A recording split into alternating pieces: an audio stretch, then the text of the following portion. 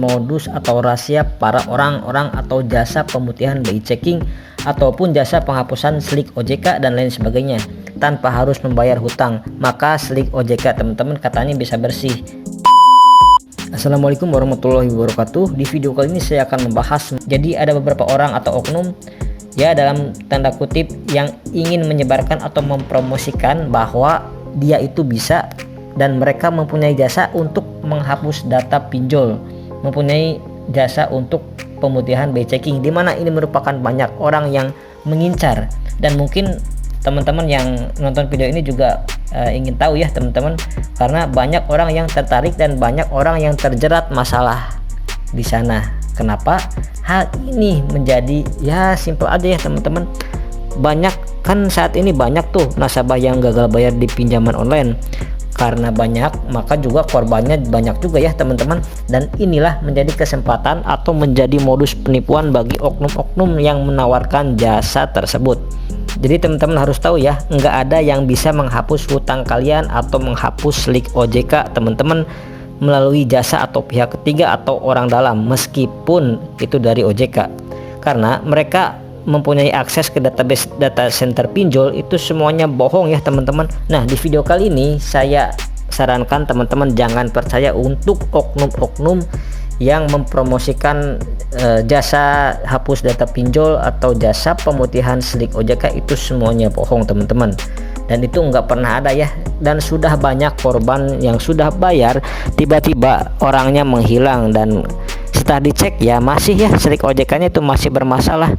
Jadi untuk teman-teman yang mendapatkan tawaran seperti itu, sekalipun teman-teman nggak usah tergoda untuk melakukan hal tersebut. Biasanya ini terjadi untuk orang-orang yang pingin minjol lagi, pengen kredit rumah lagi, pengen kredit di bank konvensional, tapi mempunyai tunggakan di pinjol. Gagal bayar pinjaman online atau pay letter setelah lewat 90 hari, apakah beneran bakal hangus atau bakal dihapuskan? Nah, sebenarnya kalau kita menengok hal yang terdahulu, kenapa kok banyak sekali rumor seperti ini? Banyak informasi yang mengatakan bahwa kalau kita galbay sudah lewat dari 90 hari sejak jatuh tempo, maka hutang teman-teman akan dihangus atau dianggap lunas.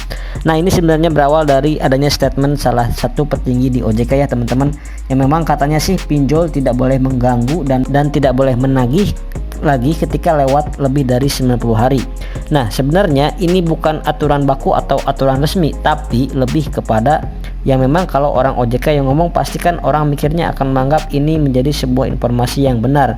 Dan ini sebenarnya hanya anjuran saja dan saran, tapi kalau lewat dari 90 hari baiknya pinjol itu stop untuk menagih, dan pinjol itu langsung memberikan sebuah sanksi, yaitu masuk ke slik OJK, di mana ini merupakan sanksi yang terberat. Banyak yang salah artikan ya teman-teman bahwa ini akan hangus, itu akan lunas dan lain sebagainya ya, karena pernyataan tadi ya. Tapi pada realitanya ya tetap masih ditagih, bunga terus bertambah dan terus berjalan. Nah, ketika lewat dari 3 bulan, maka itu akan ada DC atau debt collector yang akan menagih hutang teman-teman ke rumah.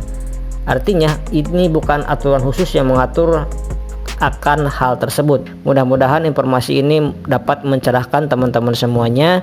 Resiko jika kita itu tidak respon ataupun tidak mengangkat telepon dan WA dari DC pinjaman online. Ketika teman-teman posisinya adalah galbay di pinjol legal, semisal di Kredit Pintar, Aku Laku dan lain sebagainya, sebenarnya teman-teman tidak perlu khawatir yang gimana-gimana.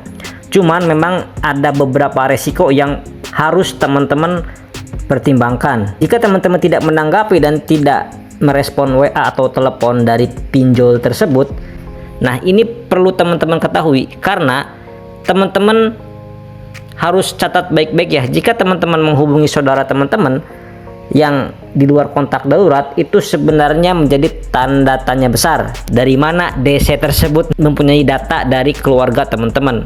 Toh teman-teman juga itu kan tidak menginformasikan kepada perusahaan pinjol. Nah, dari mana pinjol tersebut bisa mendapatkan kontak-kontak yang tadi? Nah, ini bisa merupakan resiko yang dibilang berat ya bagi sebagian orang. Ya karena kita tahulah ya teman-teman, kita itu kan kadang malu kalau misalkan kita itu ketahuan ngutang, dan kita juga nggak mau ngerepotin orang tua kita. Itu kan nanti tiba-tiba stres, panik, dan hutang teman-teman itu akan diketahui.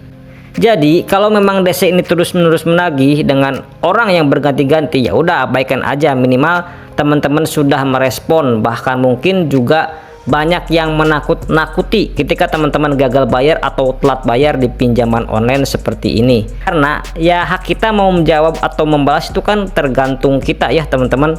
Jadi apabila teman-teman ada DC menghubungi teman-teman, nah teman-teman nanti nggak usah takut, tenang aja teman-teman. Kalau misalkan dihubungi oleh DC itu bisa teman-teman blokir untuk nomornya, tapi ingat risikonya pasti kontak darurat teman-teman itu akan dihubungi.